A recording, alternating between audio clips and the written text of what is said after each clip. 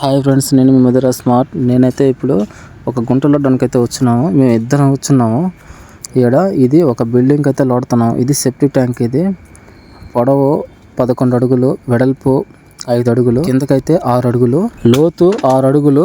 మీరు అనుకోవచ్చు జేసీపీస్ లోడతాయి కదా ఈ గుంటలో.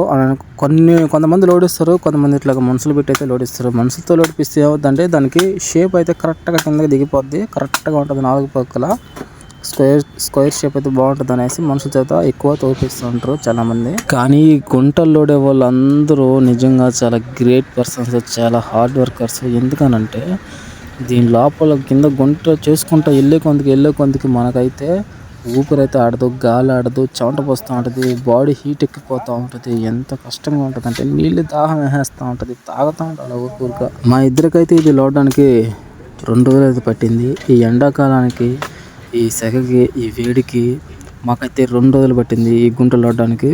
ఉదయం నుంచి మధ్యాహ్నం దాకా అయితే సగం లోడుకొని అట్లాగా రేపు కూడా వచ్చి సగం చేసుకున్నాం. అలా తొందరగా అయితే చేయగలిగాము ఇద్దరు.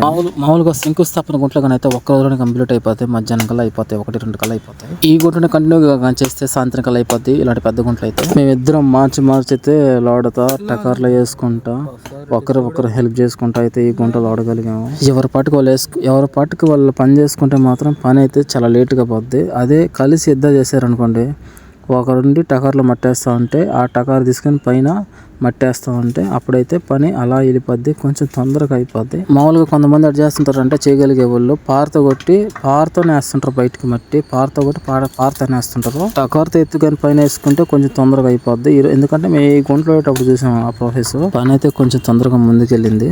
ఈ గుంటను కంప్లీట్ గా అయితే లోడ్ వేసాం. చూడండి ఎలా ఉన్న షేప్, ఇలా ఉంటుంది షేప్. దీంట్లో లాస్ట్ రిజల్ట్ అయితే ఎలా ఉంటుంది చూడండి, ఎలా ఉంది, బాగుంది కదా. ఓకే ఫ్రెండ్స్, వీడియో ఎంత అయితే అయిపోతుంది. ఈ ఛానల్ మీరు సబ్స్క్రైబ్ చేయకుండా సబ్స్క్రైబ్ చేయండి, లైక్ అండ్ కామెంట్ చేసి ఈ ఛానల్కి సపోర్ట్ చేస్తారని మనస్ఫూర్తిగా నమ్ముతున్నా. Okay friends, bye.